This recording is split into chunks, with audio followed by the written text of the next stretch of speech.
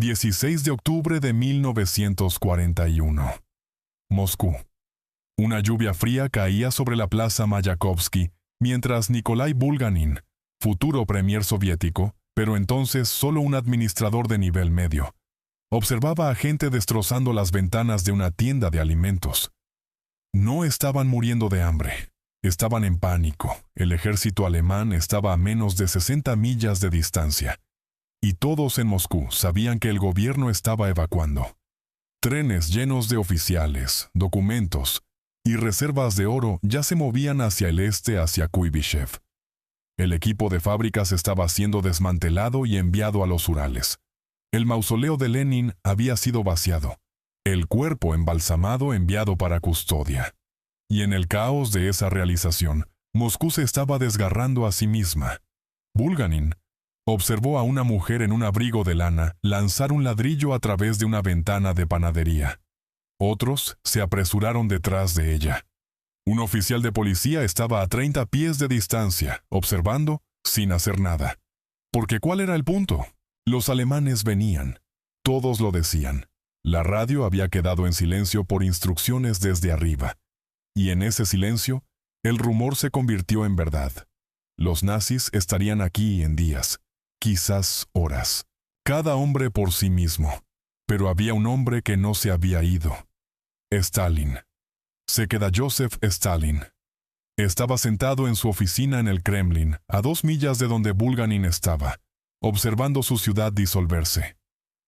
Había estado allí toda la mañana, recibiendo informes que hacían la situación más clara con cada hora que pasaba. El frente occidental estaba colapsando. Panzers alemanes corrían hacia la capital desde múltiples direcciones. Unidades soviéticas se rendían o simplemente desaparecían.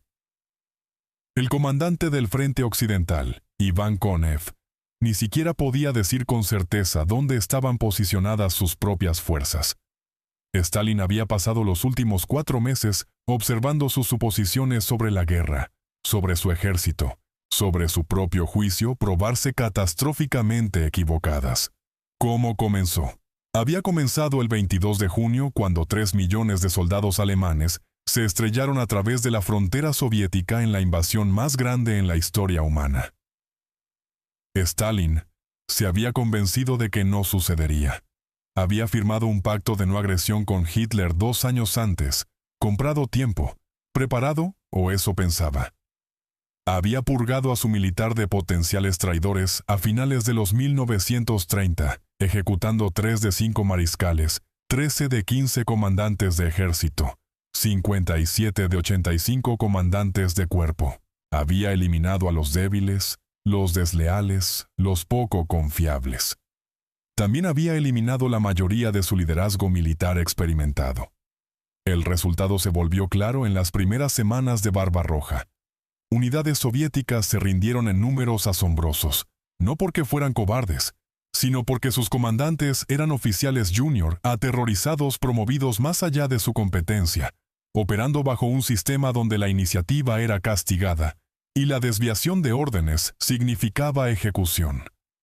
Fuerzas alemanas cercaron ejércitos soviéticos enteros. Solo en Kiev, más de 600,000 soldados soviéticos capturados. En Minsk, 300,000 en Smolensk, otros 300,000. Para octubre, los alemanes habían matado o capturado más de 3 millones de soldados soviéticos. Habían avanzado 500 millas en territorio soviético. Y ahora, con la Operación Tifón, estaban haciendo su empuje final hacia Moscú. Stalin había traído esta crisis sobre sí mismo, y lo sabía. Zhukov. Dáise la verdad. Georgi Zhukov, el único general soviético que había mostrado alguna competencia real, estaba en la oficina de Stalin el 10 de octubre y le dijo la verdad sin decoración: el frente occidental estaba terminado. Moscú caería a menos que se tomara acción drástica inmediatamente. Necesitaban cada reserva, cada unidad que pudiera ser reunida de otros frentes. Necesitaban tiempo. Stalin nombró a Zhukov comandante del frente occidental y le hizo la única pregunta que importaba: ¿estás seguro de que podemos mantener Moscú? Zhukov Un hombre robusto con cara contundente y sin talento para supervivencia política más allá de honestidad brutal. Miró al líder soviético y dijo que no estaba seguro, pero tenían que intentarlo. La decisión de Stalin tomó su decisión esa noche. El gobierno evacuaría. Las embajadas extranjeras se irían. Las fábricas serían movidas. Pero él se quedaría. Permanecería en Moscú, visible, presente, la encarnación del poder soviético en su capital. Anunció esta decisión a su círculo interno el 15 de octubre. Molotov, su ministro de Relaciones Exteriores, pensó que era suicidio. Beria, su jefe de policía secreta, ya estaba planeando un gobierno en exilio. Pero Stalin era adamante. Si se iba, Moscú caería no a tanques alemanes, sino a pánico y colapso. La ciudad se desgarraría a sí misma antes de que llegara el primer Panzer. Tenía razón. 16 de octubre. Caos. La mañana siguiente, 16 de octubre, Moscú descendió al caos. Con el gobierno evacuando pero sin comunicación clara a la población, la gente asumió lo peor. Tiendas fueron saqueadas. Oficiales quemaban documentos en las calles, llenando el aire con ceniza y olor a papel quemado. Precios colapsaron mientras la gente intentaba vender todo lo que poseían por lo que pudieran obtener. Un piano de cola por 100 rublos. Un abrigo de piel por 50. La gente se preparaba para huir, o preparaba para morir, o simplemente se preparaba para el fin de todo lo que habían conocido. En este caos, Stalin se insertó. Llamó una reunión del Comité de Defensa del Estado y anunció que se quedaba. Más que eso, estaba imponiendo orden. Saqueadores serían disparados a la vista. La NKVD restauraría control. Cualquiera esparciendo pánico sería arrestado. Y el 7 de noviembre, día de la Revolución, habría un desfile militar en la Plaza Roja, como había cada año, como si nada inusual estuviera sucediendo en absoluto. Ha perdido la cabeza sus subordinados. Pensaron que había perdido la cabeza. Los alemanes estaban a 50 millas. Sus unidades de reconocimiento habían alcanzado el pueblo de Khimki. Lo suficientemente cerca que oficiales alemanes podían ver las agujas del Kremlin a través de binoculares. El clima se había vuelto brutalmente frío. La nieve caía en gruesas capas.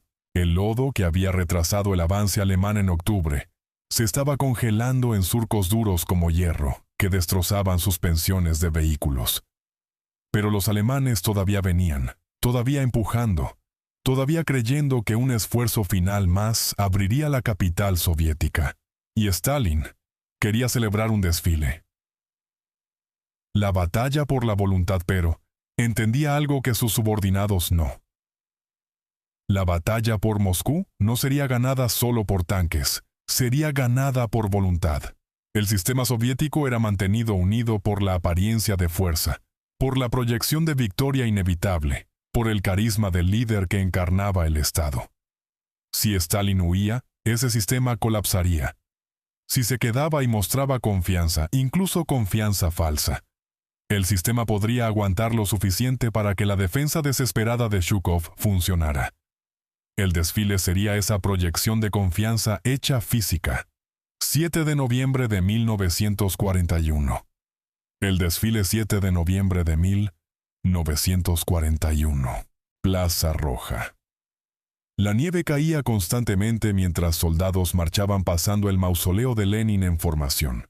Tanques rodaban a través de los adoquines. Piezas de artillería eran remolcadas a posición. Y Stalin estaba en la plataforma de revisión, visible para todos, usando su característico bigote y túnica simple de estilo militar, observando su ejército desfilar. El simbolismo era abrumador.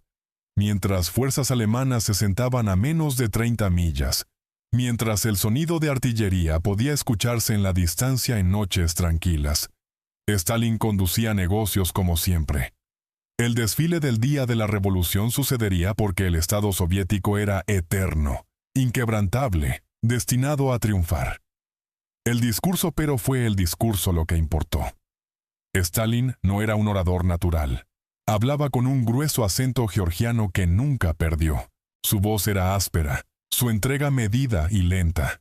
Pero entendía cómo usar la historia, cómo invocar las corrientes profundas de identidad rusa que corrían bajo la superficie de la ideología soviética. Comenzó dirigiéndose a los soldados directamente. Muchos de ellos marcharían de la Plaza Roja directamente a las líneas del frente. Lo sabían. Él lo sabía. No había punto en pretender lo contrario. «Camaradas», dijo, su voz llevándose a través de la plaza por altavoces. «Estamos celebrando el 24º aniversario de la Revolución de Octubre, en condiciones difíciles. El ataque pérfido de los fascistas alemanes y la guerra que nos ha sido forzada han creado una amenaza a nuestro país». No minimizó la crisis. No pretendió que todo estaba bien. Reconoció la realidad que cada soldado en esa plaza entendía. Luego pivotó. El enemigo es cruel e implacable. Busca apoderarse de nuestras tierras regadas con nuestro sudor. Apoderarse de nuestro grano y petróleo asegurados por nuestro trabajo. Busca restaurar el gobierno de terratenientes, restaurar el zarismo, destruir la cultura nacional y la existencia de Estado nacional de los rusos, ucranianos, bielorrusos, lituanos, letones, estonios, uzbecos, tártaros, moldavos, georgianos, armenios, azerbaiyanos y los otros pueblos libres de la Unión Soviética. Estaba enmarcando la guerra no como defensa del comunismo, sino como defensa de la civilización rusa misma. Invocando a los héroes, y luego alcanzó hacia atrás en la historia, invocando a los héroes del pasado de Rusia. Que las imágenes viriles de nuestros grandes ancestros los inspiren en esta guerra, dijo. Alexander Nevsky, Dmitry Donskoy, Kuzma Minin, Dmitry Podzarsky, Alexander Suvorov, Mikhail Kutuzov. Estos no eran héroes comunistas, eran héroes rusos, príncipes medievales que habían repelido invasores, generales que habían derrotado a Napoleón. Stalin estaba envolviendo la causa soviética en la identidad más antigua y profunda disponible, la que trascendía ideología, y luego entregó la línea que sería recordada, que la bandera victoriosa del gran Lenin los inspire en esta guerra. Muerte a los invasores alemanes. Los soldados rugieron. Marcharon de la Plaza Roja al frente. Muchos de ellos murieron dentro de días, pero marcharon creyendo que Stalin creía en victoria, que el sistema aguantaría, que Moscú resistiría. Detrás de escena, Stalin estaba mucho menos seguro. En reuniones con Zhukov y sus otros comandantes, era directo sobre la situación. Estaban superados en número. Los alemanes tenían mejor equipo, mejor entrenamiento, mejor coordinación. Fuerzas soviéticas todavía se tambaleaban de los desastres del verano. Ejércitos enteros habían sido destruidos. La capacidad industrial del oeste de la Unión Soviética había sido perdida o evacuada. Estaban luchando con lo que les quedaba, pero tenían dos ventajas. Primero, el clima, el frío que hacía la vida miserable para todos la estaba haciendo catastrófica para los alemanes. Sus vehículos no estaban preparados para invierno. Sus soldados no tenían ropa de invierno apropiada. La Wehrmacht había esperado ganar antes de que llegara el invierno, y ahora estaban pagando por esa suposición. Tanques alemanes no arrancaban. Soldados alemanes obtenían congelamiento. Líneas de suministro se estiraban al punto de ruptura. Segundo, refuerzos Stalin. Había estado recibiendo inteligencia de Richard Sorge, un espía soviético en Tokio, de que Japón no atacaría a la Unión Soviética desde el este. Eso significaba que Stalin podía retirar divisiones de Siberia y el lejano oeste. Tropas frescas entrenadas para guerra invernal, equipadas para clima frío, listas para luchar. Zhukov estaba concentrando estas fuerzas para una contraofensiva.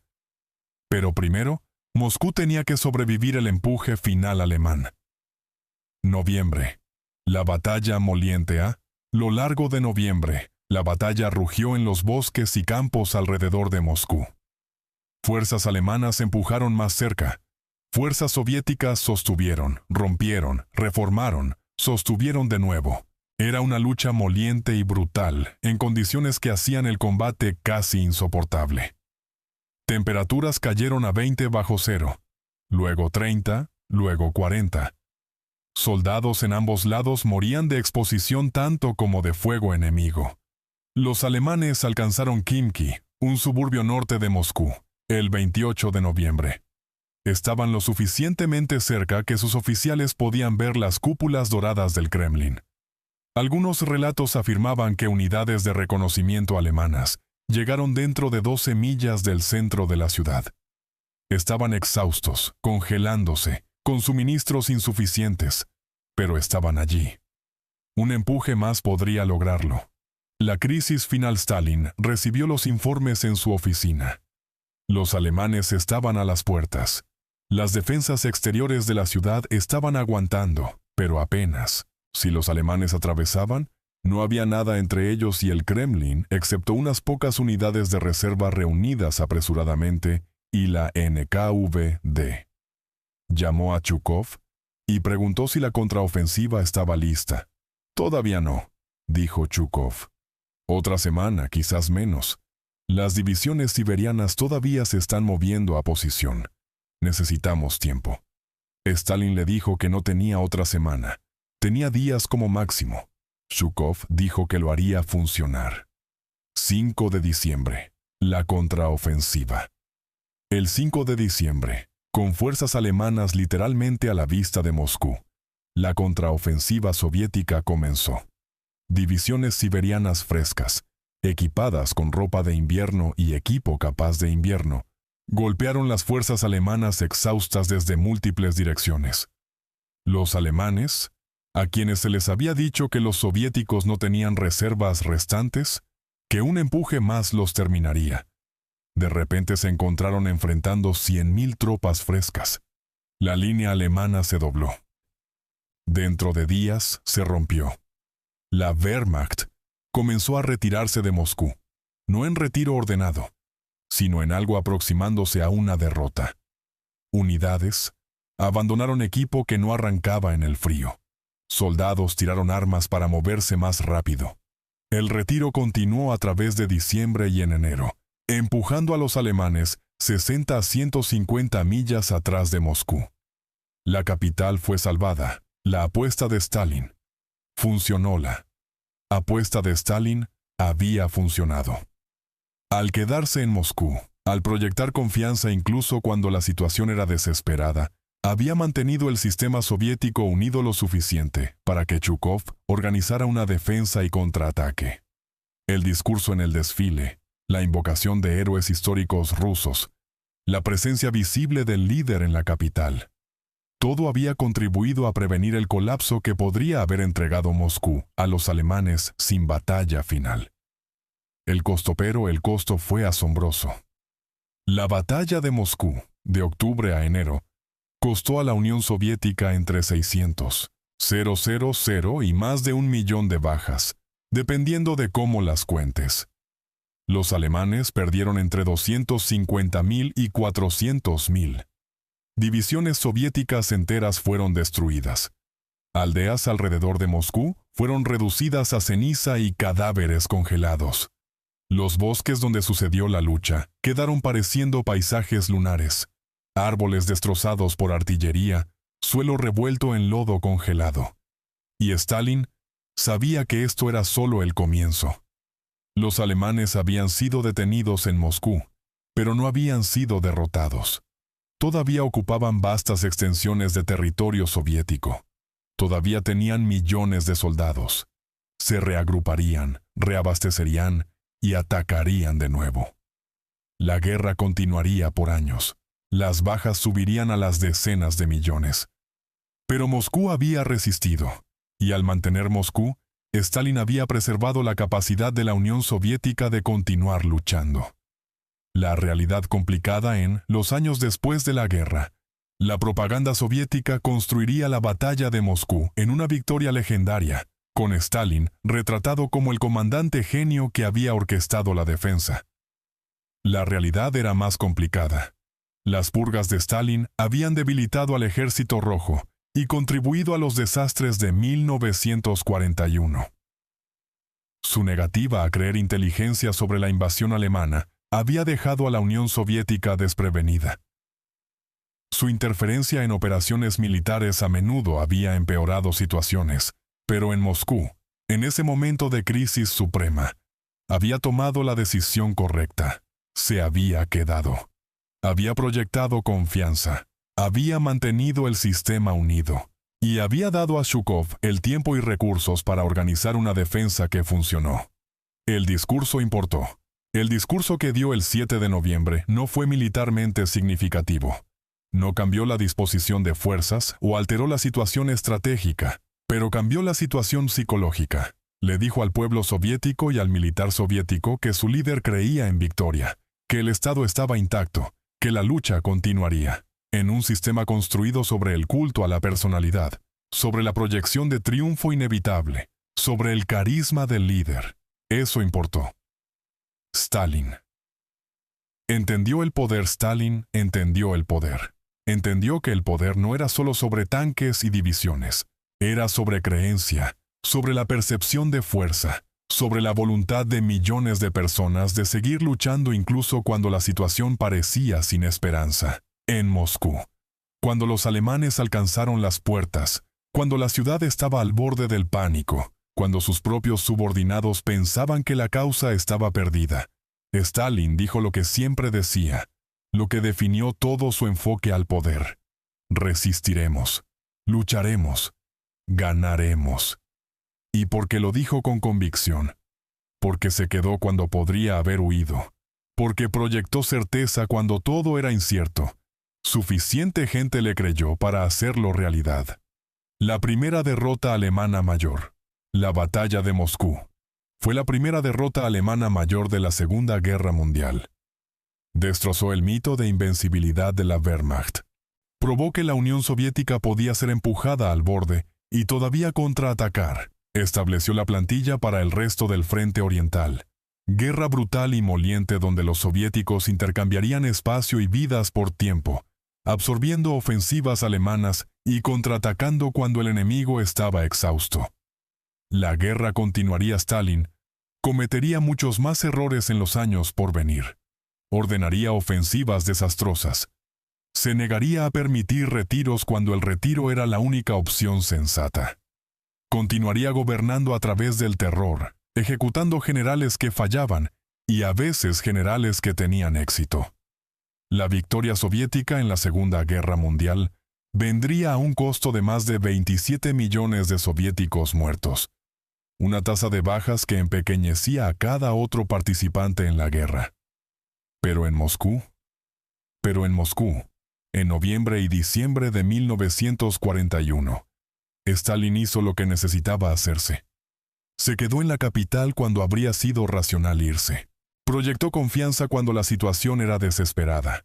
Dio un discurso invocando héroes e identidad rusa, envolviendo la causa soviética en algo más antiguo y profundo que ideología comunista. Y preguntó a Zhukov si Moscú podía ser sostenida. Aceptó la respuesta honesta de que podría no serlo. Y dio la orden de intentarlo de todas formas. ¿Los alemanes? Estaban equivocados. Los alemanes alcanzaron las puertas de Moscú. Podían ver el Kremlin. Pensaron que estaban al borde de la victoria. Y Stalin, parado en esa plataforma de revisión en la Plaza Roja mientras la nieve caía y soldados marchaban, les dijo a ellos y a todos, observando, que estaban equivocados. Moscú resistiría. La Unión Soviética lucharía. La guerra continuaría. Y tenía razón. Conclusión: si esta historia de liderazgo bajo presión imposible te ha conmovido, suscríbete a Historias del Frente Mundial ahora mismo. Presiona ese botón de me gusta y comparte esto con cualquiera que quiera entender cómo creencia y voluntad pueden cambiar el curso de la historia, incluso cuando las probabilidades parecen sin esperanza. Deja un comentario. ¿Piensas que la decisión de Stalin de quedarse en Moscú fue valiente o imprudente? ¿Y desde dónde en el mundo nos estás viendo? Gracias por ver. Y te veremos en el próximo.